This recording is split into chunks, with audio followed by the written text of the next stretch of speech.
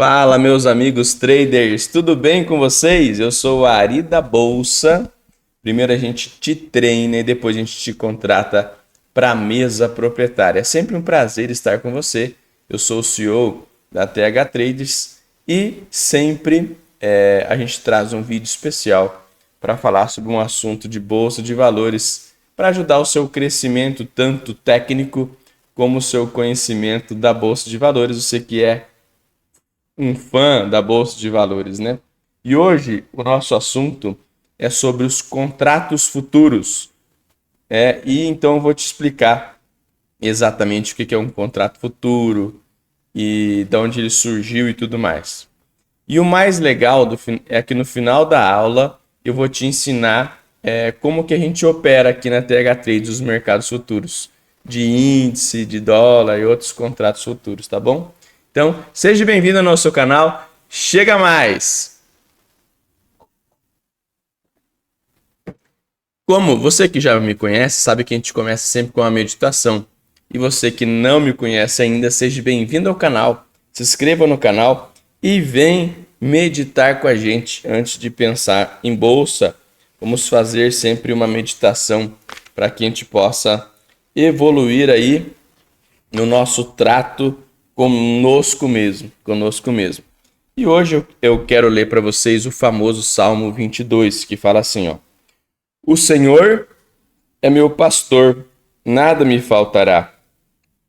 Em verdes prados, ele me faz repousar. Conduz-me junto às águas refrescantes. Restaura as forças da minha alma. Pelos caminhos retos ele me leva, por amor do seu nome. Ainda que eu atravesse o vale escuro, nada temerei, pois estás comigo. Vosso bordão e vosso báculo são o meu amparo. Preparais para mim a mesa, à vista dos meus inimigos. Derramais o perfume sobre minha cabeça, e transborda minha taça. A vossa bondade e misericórdia hão de seguir-me em todos os dias da minha vida, e habitarei na casa do Senhor por longos dias. Bonito, né? Acho que talvez seja um dos salmos mais lidos de todo mundo, né? E o que eu queria meditar mais com vocês aqui é o versículo número 4. Fala assim, ó: Ainda que eu atravesse o vale escuro, nada temerei, pois estás comigo. Vosso bordão e vosso báculo são o meu amparo. Trazendo isso para o trade, pessoal, para as operações, sabe o que eu me lembra? Me lembra muito o River, sabe por quê? O nosso indicador aqui da TH Traders. O River é o nosso amparo. Por quê? Ele dá 88% de acerto. Quando ele fica verde, o que acontece? O mercado tende a explodir para cima. E quando ele fica vermelho, ele tende a explodir para baixo. Então, é uma atratividade tão grande, uma segurança tão grande, que me lembra, ó, ainda que eu atravesse o vale escuro, ainda que pareça que a minha operação não vá lá para o alvo, nada temerei, pois estás comigo, né? A estrutura toda, eu acredito nela. Por quê? Porque faz, sei lá, o River deve estar pronto há muitos anos, né? Eu opero há 17, mas o River há muitos anos. Então isso gera confiança. Caso o amigo não opere com o River e opere com outra coisa, o que eu aconselho de coração? A você operar conhecendo o que você faz, o indicador que você usa ou o jeito que você faz. Você só perde o medo de operar a partir do momento que você conhece aquilo que você está fazendo. Então, por exemplo, você vai andar de bicicleta a primeira vez, você fica com medo de cair, ou de moto, porque você não conhece o sistema ainda, que tem que pedalar ou acelerar, ou se equilibrar. Você vai andar de carro, você vai numa montanha russa lá, sei lá no Beto Carreiro, lá no, Santa Catarina. Um abraço pro pessoal de Santa Catarina. E aí, o que acontece? Dá medo, por quê? Porque é uma loucura aquilo, né? Agora, anda 200 vezes naquela montanha-russa. O mais certo é que provavelmente na mais de 100 vezes lá, 200 vezes, você não vai mais sentir medo. Você grita porque quer, né? Porque já sabe onde é a curva, o que vai fazer, qual que é a sensação, tal. Então, mesmo em coisas bem extremas assim, a gente perde o medo depois que a gente conhece. Depois que a gente conhece. Ó, quem é casado, por exemplo, às vezes tinha medo de conversar com aquela mulher lá quando era solteiro, né? Aquela lindona, nossa, o que eu falo pra ela? Não posso falar coisa errada, senão ela não vai me querer. Depois que você tá casado há 10 anos, 20, 30 anos, o que acontece? Aí você fala abertamente, né? Porque você perdeu o medo. Perdeu o medo. Vamos lá, vamos falar sobre os contratos futuros. Obrigado pela sua sintonia. Se você gosta do nosso vídeo, taca o dedo nesse like aí, tá bom? Vamos falar então um pouco da história dos contratos futuros? Vamos lá. O primeiro especulador com contratos futuros da história, você sabe quem é? A primeira referência sobre negociação a futuros da história ocorreu entre 625 a 558 a.C., com Tales de Mileto. Ele era um matemático, astrônomo e filósofo grego, bastante questionado sobre a utilidade de sua profissão. Tales previu, com 9 meses de antecedência, uma excelente colheita de azeitonas. Isso mesmo. Então, o que aconteceu? Lá na época dele, lá na época de Aristóteles, né? Sócrates. Então tinha esse Tales de Mileto. Ele foi a primeira coisa que a gente tem escrito sobre esses contratos futuros, tá? Tales sabia, pelos seus conhecimentos das estrelas, ainda no inverno, que ocorreria uma grande colheita de azeitonas no ano seguinte. Sabe quem falou isso? Aristóteles. Esse eu acho que você já viu falar. Para quem não sabe, eu também sou formado em filosofia pela Universidade UniOeste, a Universidade do Oeste do Paraná, Universidade Estadual. E me formei lá na minha época que eu tinha meus 20 anos, né? Então, por isso que às vezes vocês veem eu dar uma devagada aqui, né? Que eu sou filósofo, tá bom? Uma das minhas faculdades. Os primeiros mercados futuros da história. Os contratos futuros nasceram originalmente para melhorar as condições de negociação das commodities agrícolas e somente muito tempo depois começou a ser utilizado nas negociações dos ativos financeiros. Há relato de negociação de contratos futuros desde o século XVII. Do século XII. Então, pessoal, como que surgiu? Por exemplo, a pessoa precisava negociar soja, arroz, trigo, algodão, né? E o que é um contrato futuro, então? Por exemplo, a pessoa precisava comprar algodão, soja, trigo, milho para em junho, estava frio, sei lá, o calor, depende do país que a pessoa mora, para dezembro, para ele se vender para outras pessoas ou para ele se organizar. Então, ele começou a ir lá no amigo dele que vendia lá o trigo, a soja lá, e falou: eu preciso de milho, de trigo para em dezembro. Aí o cara falou: mas eu não posso te vender no preço que está hoje. Por quê? Eu não sei o quanto que vão estar negociando lá em dezembro. E aí surgiu os contratos futuros de commodities. Então o pessoal: não, eu te pago um pouquinho mais, você garante para mim ali que você me entrega? Garanto. Então tá, combinado. E surgiu os mercados futuros, entenderam? Com as commodities. Depois o pessoal viu que deu muito certo esse tipo de negociação, aí que foi parar lá no setor financeiro, tá? Aí começaram a negociar os futuros de moeda, futuro de tudo hoje em dia. Hoje em dia você negocia basicamente o futuro de qualquer coisa, tá bom? As especiarias orientais. As negociações a futuros na Europa medieval não restringiram-se apenas às commodities agrícolas e seus produtores. A história do último milênio foi marcada pela admiração dos europeus a determinados produtos importados do Oriente. Durante séculos, Constantinopla, atual Istambul, capital da Turquia, funcionou como elo de ligação mercantilista entre o Oriente e o Ocidente. Na Europa, a partir das Cruzadas, levantou-se o consumo das especiarias oriundas da Ásia, em especial ervas aromáticas e temperos.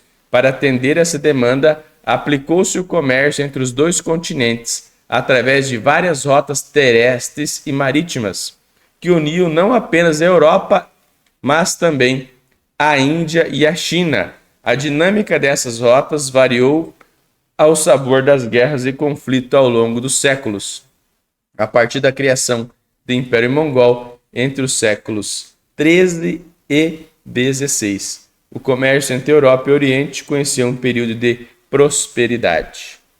Então, pessoal, você que gosta de história, tá aí um pouquinho aí da história para você. E uma grande coisa que o pessoal sempre conta, eu não sei se você já conhece ou não, chegou a minha vez de contar também, é o primeiro crash da história. O que é crash, pessoal?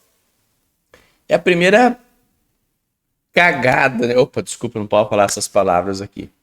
Que aconteceu nas negociações de futuros.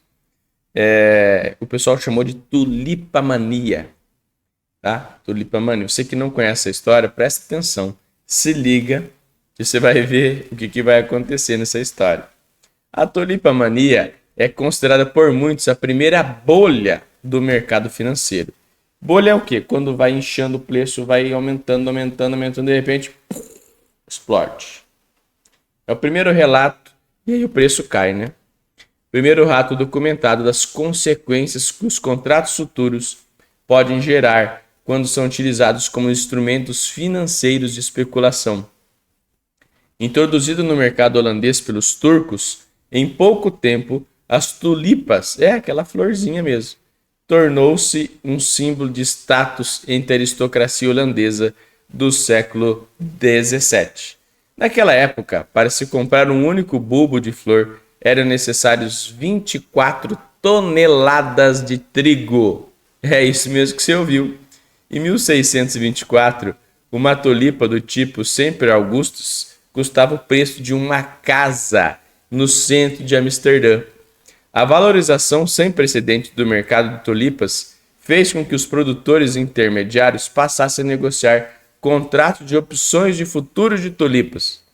Não demorou muito para que esses contratos passassem a ser negociados livremente, apenas de forma especulativa, uma vez que com a forte valorização das tulipas, esses contratos também passaram a valer mais.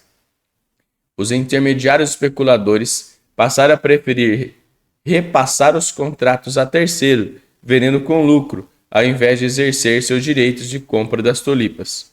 Quando o mercado percebeu que as tulipas não valiam o preço pelo qual estavam sendo negociadas, imagina, uma flor valendo pelo preço de uma casa, a bolha especulativa do mercado de tulipas estourou. Os intermediários passaram a vender os seus contratos a preços cada vez mais baixos, amargando grande prejuízo. Os especuladores que não conseguiam vender seus contratos não tiveram como honrar seus compromissos junto aos produtores, espalhando a crise para diversos setores da economia holandesa. Enquanto os contratos futuros eram negociados como forma de proteção do ativo objeto, tanto para o comprador quanto para o vendedor, o risco para as partes envolvidas no negócio eram baixos e controlados. Quando esses contratos passaram a ser negociados de forma especulativa, os intermediários deixaram de lado a relação com o ativo objeto e passaram a se preocupar em revendê-los com lucro, sem considerar as obrigações que tais contratos estabelecem. Os futuros não foram criados para ser instrumentos especulativos, mas sim para ser instrumento de proteção contra grandes variações de preço. Explicando melhor, então, a historinha que eu escrevi ali para vocês. O que aconteceu lá na Holanda, então, em 1600 e pouco? O produtor comprou a florzinha, estava lá $1, por exemplo. Aí vendeu para outro a 2, que vendeu para outra a 4, a 8, a 16, a 32, a 64 e foi subindo. E o preço virou astronômico, porque daí quem tinha tulipa era um status. É como que você hoje, por exemplo, tivesse lá um Tesla, um negócio bem diferente, né? Ou um iPhone há um tempo atrás, né? Lembra? Quando lançou, nossa, quem tinha um iPhone, né? Hoje quase todo mundo tem, né? Então, e eles viram que aquilo não valia tanto, era apenas uma flor e o preço caiu rapidamente e acabou quebrando muita gente. Então, isso tudo para explicar para você a diferença de especulação para contratos futuros. O contrato futuro não é feito para especulação, como a gente geralmente faz, né? Compra aqui o índice, compra o dólar, compra a soja, compra milho e vende mais caro e pega o lucro. A grande função que ele foi criado foi para quê? Para que o investidor, por exemplo, ele se proteja. Por exemplo, vamos supor que a Petrobras precisa, ela faz um contrato de entregar petróleo lá, entregar gasolina para um determinado país para dezembro, né? Do outro ano. E aí ele não sabe como vai estar o dólar, porque ele vai receber em dólar. Então o que ele faz? Como ele vai entregar daqui a um ano, no outro dezembro lá, ele vai lá no mercado de dólar, escolhe um player, né, um banco, e fala assim: olha, eu preciso me proteger, que eu preciso entregar tanto gasolina aqui, o petróleo e tal, ano que vem, daqui a um ano, só que eu não quero correr risco do dólar ou estar muito alto ou muito baixo. Eu quero saber exatamente quanto eu vou ganhar com essa negociação. Então, o que ele faz? Ele vai lá no mercado de dólar para daqui a um ano e ver quanto que o pessoal cobra, qual que é a diferença, o spread, essa diferença, qual que é os juros, que o banco me cobra para garantir o preço do dólar daqui a um ano.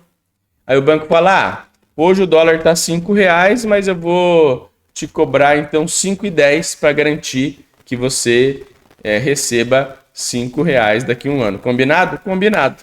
Então a Petrobras paga 10 centavos a mais, mas garante que daqui a um ano vai pagar R$5 naquele ativo. Entendeu a diferença? E aí então isso é chamado de hedge, uma proteção. Independente do que aconteça, se o dólar suba ou se o dólar caia, ele está garantido que ele vai receber R$5 a R$5 a safra dessa mercadoria, tá? Dessa mercadoria. Então, por isso que é tão importante você entender o que é contratos futuros e não apenas operá-los, tá? Vamos lá. Surgiu também na história a primeira bolsa de mercadorias e futuros da história, que foi chamada de CBOT, que é a criação da Chicago Board of Trade, tá? Por quê? Chicago, C, Board, o B, of, o B e o T de Trade, tá? Ela foi fundada em 1848. Ela marcou o desenvolvimento e o profissionalismo da atividade de negociação dos contratos futuros. Então, você que opera dólar futuro, você mini dólar, mini índice, é aqui que começou a sua profissão, em 1848, tá bom? Pela Chicago Board of Trade. As preocupações dos produtores americanos em garantir a venda de seus produtos, bem como usuários finais e assegurar a disponibilidade dos mesmos produtos, fez com que surgisse, então, esse tipo de mercado. A primeira bolsa de mercadorias e futuros do Brasil, que talvez também você pode estar se perguntando, foi em 1917. Então, fazem aí pouco mais de 100 anos, né? Um pouco mais de 100 anos. Quando foi criada a Bolsa de Mercadorias de São Paulo para as negociações de contratos futuros de algodão. Então, a primeira bolsa futura que a gente teve aqui de contratos futuros foi de algodão. Em 1991, agora bem mais recente, né? Talvez você já estava vivo, já tinha nascido. Eu já estava ali com meus 20 anos quase ali. A Bolsa de Mercadorias de São Paulo fechou acordo com a Bolsa Mercantil de Futuros, que tinha sido fundada em 1985 e negociava contratos financeiros. Em 1997, com a celebração do acordo da Bolsa Brasileiras de Futuros, a BBF e a BMF, consolidou-se como o principal centro de negociação de derivativos da América do Sul. Tá bom? Então você conseguiu aí entender bem mais sobre esse assunto, tá bom? Arizão, você falou lá no começo do vídeo que ia explicar para nós sobre mercados futuros, como que opera e tal. Vamos lá. Uma das ações, ou melhor, um dos futuros que eu mais gosto de operar é o dólar. O dólar, ele tem o ticket chamado aqui, ó, de Doll Pro, tá? O Doll Pro é o dólar cheio com o dólar mini, tá? O dólar normal, o pessoal escreve assim, ó, Doll X23, por exemplo, que era um contrato aqui que venceu em outubro de 2023. Outro contrato que o pessoal opera é o mini dólar, por exemplo, o mini dólar de novembro, ó, WDOL Z23. E aí, por que existe essas letrinhas, pessoal? Essas letrinhas, o nome já está falando para você como é que ele funciona. É um contrato futuro. Então, como é um contrato futuro, ele tem que vencer, tem que ter um vencimento. Para quê? Para que comece um outro contrato futuro e cada pessoa vai ver qual o vencimento que melhor lhe convém. Por exemplo, lembra que eu falei do exemplo da Petrobras, que precisava comprar dólar e manter o valor? Então ela vai olhar aqui, vai chegar aqui e vai ver, qual que é o contrato, quanto que eles estão cobrando para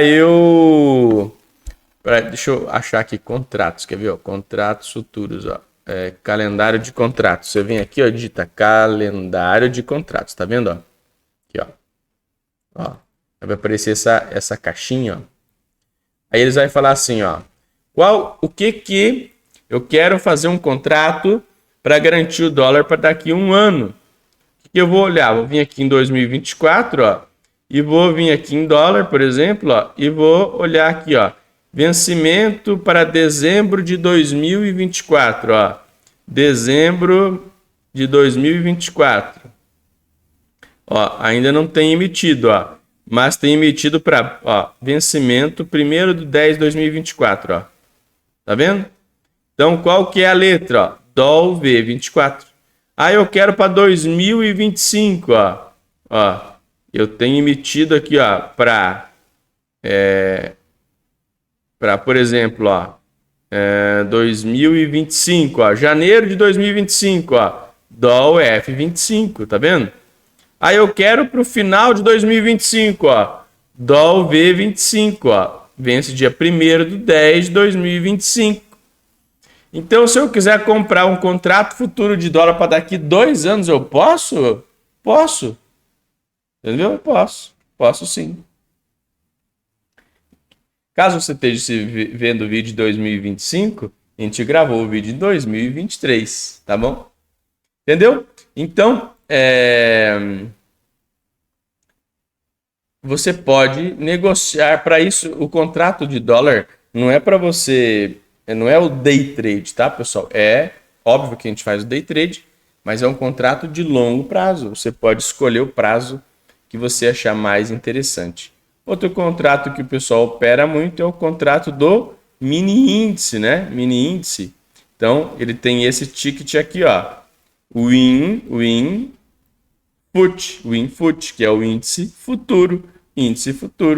E como que eu vejo aqui também, ó, vou aqui em calendário de contratos, ó. Calendário de contratos, ó. E aqui eu vou no índice, ó. eu quero, por exemplo, negociar para o mês 10 de 2024, ó, o INV24. Então você vai colocar ali o ticket de qual ativo você quer para quando você quiser. Estão entendendo agora? Estão entendendo agora? Show! Como que opera, então, basicamente, quais as diferenças do contrato futuro de índice para de dólar? O contrato de índice, pessoal, cada contratinho dele, cada ticket que ele movimenta, você ganha ou perde, no caso aqui, é R$1, tá? R$1 por ticket ali de movimentação.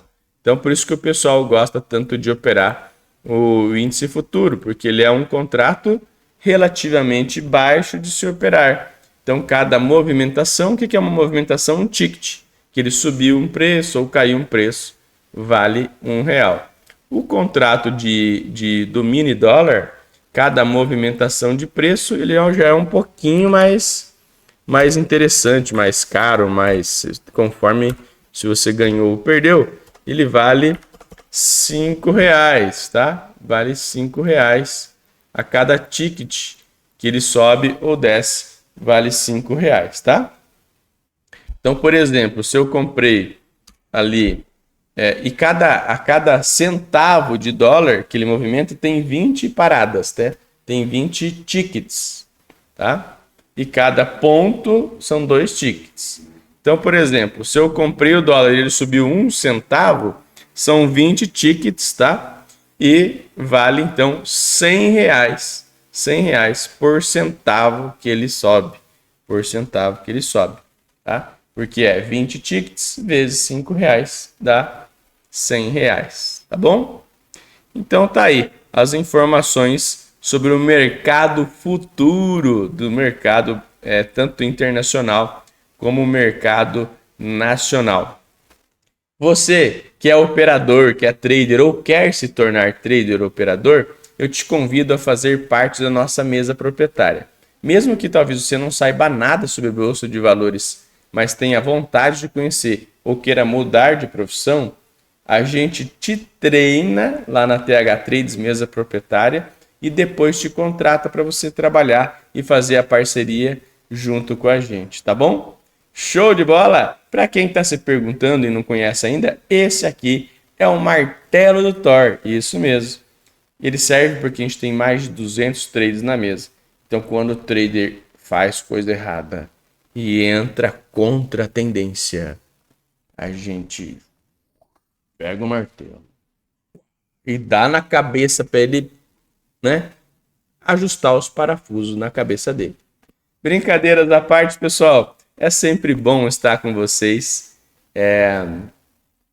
nessa sintonia. Se você gosta do nosso canal, clica no link, deixa ali o seu gostei, tá? O seu joinha e vamos para cima, né? Vamos para cima, cada dia com mais aulas aqui para que você possa evoluir e ir entendendo mais sobre o mercado que você trabalha. Valeu, um grande abraço, tchau, tchau!